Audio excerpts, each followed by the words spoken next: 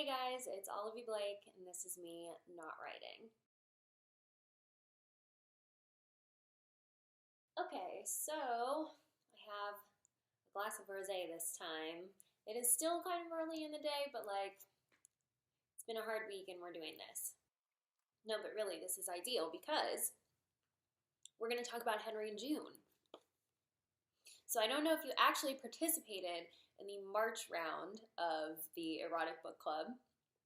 So I'm going to talk about the book sort of in general terms, just in case you haven't actually read it, but this was March's read, so it's obviously not a book club if we don't discuss it.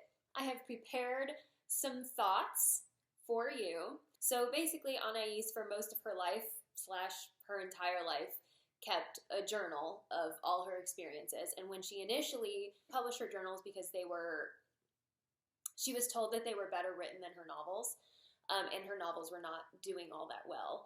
She and her friends got together and sold erotic stories and stuff. That's a whole other thing. She's super fascinating and insane in a good way, as all interesting people are. But so she didn't want to hurt anybody's feelings by talking about her extramarital affairs. So she somehow managed to cut those out when she, made it sound less like it was an affair in order to avoid hurting her husband and other people in her life. And then this is the full thing with everything basically added back in, which happened after her death. So the plot, if you want to call it plot, of Henry and June is Anais is a writer. She's trying to write, and it's working. I think it's technically working better for her than it's working for me, but so she's trying to be a writer, and she meets a married couple, Henry Miller, the author, and his wife, June. And Anais is instantly attracted to Henry, and then instantly more attracted to June. Whenever June is in the picture, Anais is very into June. June has something about her that Anais partially, I think, craves for herself, but also falls for very quickly and intensely and intimately. But then June leaves for New York, and Henry and Anais begin an affair, and the majority of the book is about her affair with Henry, but it does have a lot of reflection on Henry's love for his wife, June, and also Anais's love of her. It's a very interesting affair in that both of the people in the affair are in love with one of the people that is being cheated on. What this is a book about a woman discovering her sexuality, basically, and the extent of it, and kind of breaking out of this mold of where she had not enjoyed sex very much for a long time, which she reveals to us is because her husband's penis is too large for her to enjoy it. So this is her coming to terms with not only her sexuality, but her sensuality. It's definitely erotic. The whole book is just, if she's not talking about sex, she's thinking about sex or about love and passion. And so one of the first things I wanted to talk about was Anais's concept of happiness, love, and passion, which are themes that come up a lot, and she treats them as if they're three very separate things. So she kind of seems to place them in order. She seems to think it's passion, it's the height of experience. I think what she thinks of as passion is obsessive, almost combative love. Henry and June, for example, are constantly fighting. And Anais just thinks this is the best. She's oh, they have so much passion. It's so fiery because they're constantly at odds. And she craves this sense of we can't be without each other, but also we struggle to be with each other. We drive each other to madness. She is constantly sort of treating her feelings as if she wants to be inflamed by them. And then she's got love. So Anais believes that the person she loves most in the world for most of the journals is her husband. And then she starts to feel later on that her love for her husband is maybe more fraternal. I don't know how true that is. She kind of goes back and forth on it. But the point is that she seems to see love as something that's in the middle. It's not to the degree of passion. She doesn't believe that her marriage to Hugo is passionate in the same way that Henry and June are passionate. I think she wants to value love. She wants to say yes, love, the height of human experience. We are having that, me and my husband. And then she seems to see happiness as like the lowest of the bunch. And so when she starts feeling like her love with Hugo is happiness, she almost looks down on it. She does see herself as a writer, as an artist, and I think she has the same tendency I sometimes do to romanticize this idea that like I'm so stuck in my head and trying to create art that if I'm too happy, then I'm not going to produce anything. And you can feel that that's constantly like in her head. She says, Proust writes that happiness is something from which fever is absent. So that fever, that's the passion that she's talking about, that she's constantly trying to reach. She says, is how one is loved always so important? Is it so imperative that one should be loved absolutely or greatly? This is something that she asks herself as she's kind of gauging, does she want the kind of love that she gets from Henry, where he's definitely not faithful to either her or June, but he seems to pour out more emotion into her. He seems like to rely on her more. There's definitely more of that like spark of obsessiveness, this compulsion to be together, and she finds that very satisfying from Henry, and it's the same thing that Henry gives to June. And so she asks herself a lot, is it Hugo who loves me when he goes three times to the station to meet me because I've missed 3 trains? Is love generosity? Is love kindness? Is it happiness? She seems to kind of go back and forth on this a lot. And the reason I'm bringing this up is because if you have any input or any thoughts, feel free to let me know. I am on the internet. And then she says, it is easy to love, and there's so many ways to do it. So she kind of evolves to this idea that there are a lot of different kinds of loves. So then she also says, towards the end of the book, that she decides that she's not capable of passion the way that Henry and June have passion, because she loves and cares deeply. So she thinks that the reason Henry and June have passion is because they're okay with hurting each other, which is definitely very true. And she identifies that as being a lack of love. So kind of by the end of this experience where she's had several different kinds of sexual relationships and different kinds of intimacy, and she is sort of in love with different people at different times, she kind of comes to this conclusion that like, okay, passion isn't for me because I don't like to hurt the people that I love, and therefore it will always just kind of stop at love. It's interesting to look at her experience because she's obviously a very intelligent, creative, artistic woman, which a lot of us in this space, if you're listening to me, I'm sure you are.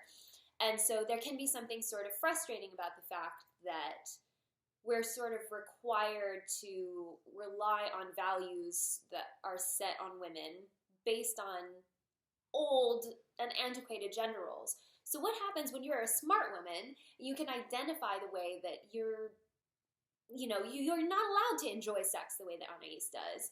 You're not allowed to invest fully in something that isn't marriage. What's so great about this book is that there's that latent, almost frustration with womanhood. I think that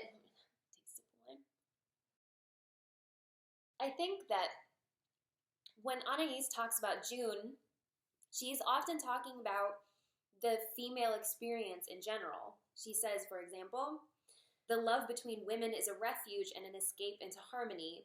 The love between men and women, there is resistance and conflict. 2 women do not judge each other, brutalize each other, or find anything to ridicule. They surrender to sentimentality, mutual understanding, romanticism. And then she says, such love is death. But it's interesting that Anais is so very conscious of the parts of her that she considers masculine when she takes what she wants and she's the decision maker and she's the provider in some senses, the emotional provider, definitely. And the feminine, which she kind of identifies as her sensuality, her romanticism, her need to nurture people around her. So June is just this empty box that waits for other people to define her. And that's something that Henry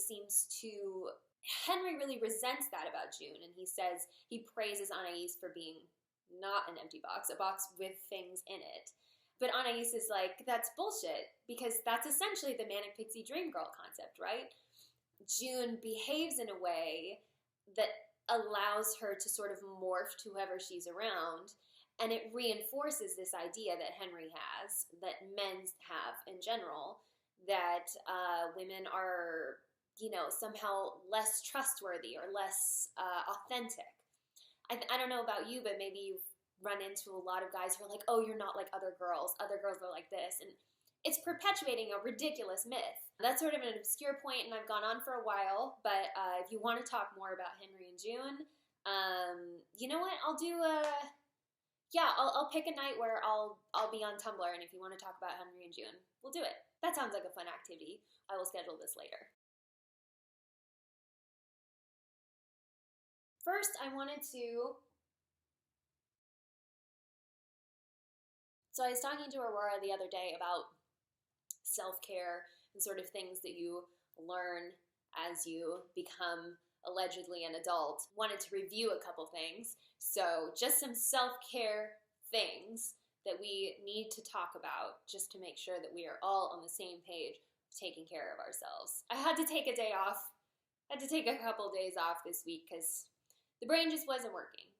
This is something I've said before, but when you need to take breaks, it's better to take them so you don't just crash. Anyway, so some things. Always wash your face, okay? Wash your face. Definitely when you have makeup on, but just always in general. This is just something I want to tell you if you are in your teens or 20s especially, because in your, the early 20s, the sketchy 20s when you're like in college and you're like, I'm just gonna fall asleep with all of my makeup on. Just don't do it. Please don't do it. Please don't do it. You'll learn later in life why you shouldn't do it, because when your, body does not rebound as quickly, you will notice the way your skin looks terrible and the way your body feels terrible. So just some self-care things.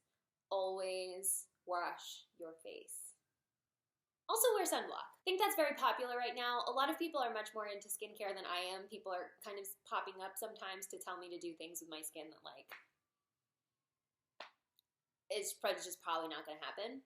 But drink water, especially if you spend a lot of time on the computer, because you are drying out your eyes, which is something I am constantly forgetting about. You don't blink as often when you're looking at a screen, so drink water. When you work out, after you work out, you need to eat protein. This is a little bit, I think, counterintuitive. To me, it feels counterintuitive, especially because I don't usually want to eat after I've just worked out. But yes, you need to have protein. It helps your muscles to regenerate. Not regenerate as in multiply, but hopefully you know what I mean. But anyway, this is something Mr. Blake has to remind me all the time. You either have to eat some protein or you need to ingest it via protein powder or something. You have to do something after I work out. This is important. I think that's all I've got for now. I was thinking that I wanted to do some cooking related things. I'm a pretty good cook.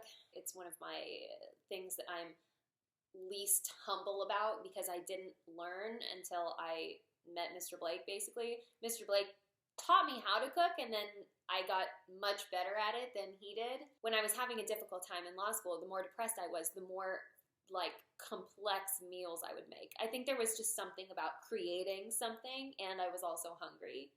So I learned how to do a lot of stuff while I was in law school. I started baking my own bread.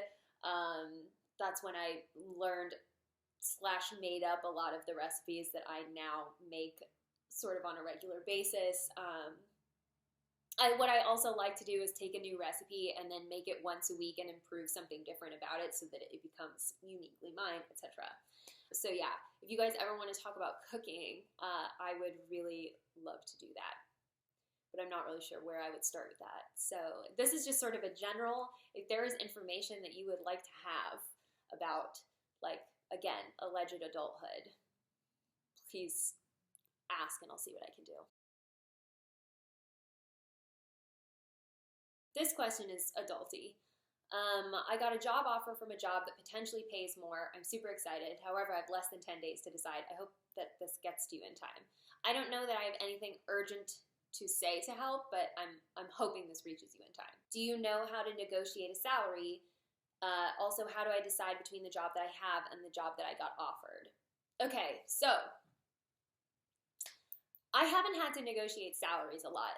Most of the work that I've done has had clients, so I mostly have to negotiate rate. But I will tell you something that I learned from law school. I did actually learn things in law school. I took a class on negotiations, and we did an experiment. Basically, we made, cheap, box cupcakes and sold them in the atrium of our law school. So we did this for 2 days.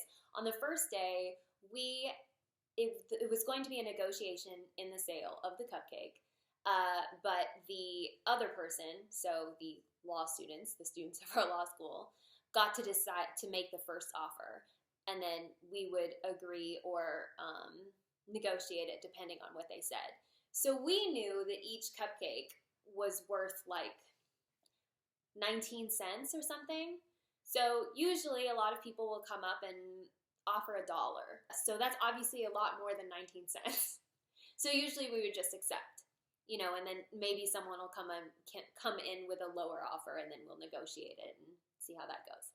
The second day, we set a price. So we set a price that was maybe 50 cents or something, and then the other person was allowed to negotiate. So you would think that when we were allowed to set the price, we would make more money. Incorrect. Basically, what we got out of this experiment is that the party that knows the most about what something is worth is more likely to win the negotiation. So when we were having our classmates negotiate with us, they didn't know how much it cost to make the cupcake. They were just offering what seemed reasonable to them, which was obviously way higher than 19 cents. Most people are not going to guess that for a cupcake. Versus when we were the ones setting the price, now they have sort of an idea of how much the cupcake is worth. They know it's worth less than that, so obviously they're going to go down. So the point of this is to say, what you need to do is research salaries for this job in your field. You need to do as thorough research as you can, because you are the person who knows less. They obviously know how much they're able to offer you, and they probably have an idea of how much they think you're worth, but they're definitely going to lowball you. That's just what anyone would do. Especially with women, this is a whole different game. So, it does depend what industry you're in. So some industries are going to expect that you're going to negotiate. Maybe if it's something where you have clients and you're negotiating a percentage. If it's something like a startup, then for sure. If you're like trying to be in the medical profession, for example, I don't think you're going to negotiate your salary. You would want to know what someone in your position, in your city, and with your level of experience would make. So this is a research thing. You got to find that out by looking it up online. And then you can kind of gauge from there whether you want to counter their offer or not. Obviously, that's a gamble, and it's really difficult to deal with. So the more, if there's any way you can talk to someone who does your job, that would probably be best to get an idea of whether or not you should do that. I have a friend that just got a job in, she's a designer. She definitely came back with a counteroffer. But that's up to you. If you don't want to negotiate the actual salary, you could try negotiating benefits. If you want to try to add in benefits or something like that. If you want to talk about, whether you work from home on certain days or not, it's kind of up to you what you think the industry standard is. But definitely, in terms of winning a negotiation, the party that knows the most is going to win. So the more you know, the better. And how do I decide between the job that I have and the job I got offered? I mean, I guess, do you see yourself doing what you're doing now for a long time? If what you're doing right now is a dead end, then as in there's no next step to it, then obviously you might want to try a different position. I think that it's very unlikely that we are a generation that will get to retire at 65 or whatever. So knowing that you're in a career for the long haul, I think you should always be able to see an alternate future. So if you like your job now, but you can't really see where you would go next, like there's no opportunity for advancement, or you can't like move sideways into other things, like if your interests change or you want to do something different, if you can't see a good way to do that, but you can with this other job, that's something to consider. The context of your life is, the quality of your life is based in so many things. The satisfaction in your work, the sort of comfort of your home, how much time you have. If like this is a more demanding job, but you think you'd be able to get more out of it, that could be good. I mean, I'm not saying you always want to have more time, because sometimes we're not using our time wisely. but that is something to consider. And I guess also how happy you are at your current job. Sometimes we can confuse fear of the unknown with contentment. You can think I'm fine where I am because I'm worried about what it might be like somewhere else. Does it feel like you want to stay where you are because you like where you are, or because going somewhere else makes you anxious or uncomfortable? I guess just questions to ask yourself. I mean, I really don't know if any of this is helpful information. The Cut is a subset of New York Magazine that I read obsessively, and they just recently posted a couple of articles about negotiating a higher salary and how to ask for a raise. So I can include links to that because I've never really had to do this personally. So my thing is that I've always had to negotiate my rate because usually I provide a product. And that's pretty easy to figure out. It's pretty easy to figure out what other graphic designers are charging, for example. This is one of those things that you learn as you go through being in whatever industry that you're in. I don't know if that helps, but definitely do your research. You don't want to walk in and you don't want to be taken advantage of, first of all, and you don't want to appear weak, so just do your research.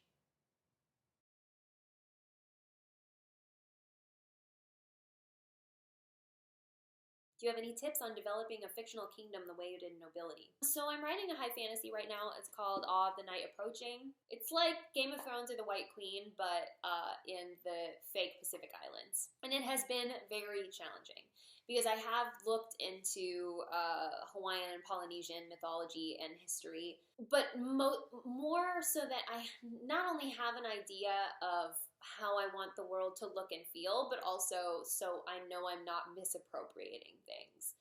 So it's sort of a mix of, I want to create a vibe that's identifiable, but I also don't want to incorrectly steal from a culture. So I definitely have done a lot of research. I did not have to do as much research for Nobility because I was already pretty well versed in what, like, the Tudor era, medieval England, extremely well versed in medieval England.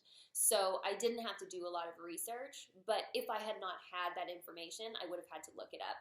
How people dress, what their daily customs are, what sort of food they eat. One thing I actually see done, I don't want to say incorrectly, but something that always stands out to me is when people are eating the wrong food. I guess this is the answer to this question is basically the exact same answer to the last question, which is a totally unrelated question, but still the same concept, that you have to do your research. But in terms of knowing what research to do, if you're starting from scratch, then you need to kind of know things that affect their way of life. So what is the social hierarchy like? What is their religion? Things like, what is the climate where they live? I wouldn't say that Nobility was really world building. It was duplication, really, of actual historic England. I don't worry too much about misappropriating English history. I think that that's like, we're all pretty well informed about European history in general. I would worry more about, like for example, using Polynesian mythology, a lot of which is passed down, and I wouldn't want to steal it. And a vast majority of Hawaiian history is unknown until the 1800s. So I don't want to do things wrong. But England, it's pretty safe to know you can have answers to things like, what kind of clothes did people wear and what did it signify? But yeah, so I think if these are things you don't know off the bat, then you definitely have to do your research and look into it. A lot of it is kind of coming to me as I go. There'll be times where I'll like daydream what I think a scene should look like, and then I will think to myself, were those materials actually available? Like, what building materials are available? What would be a sign of status or a sign of poverty? How do men and women interact? How do spouses interact? I think the answer of the day is just research. The more you know. Let me see if there's anything else I could say.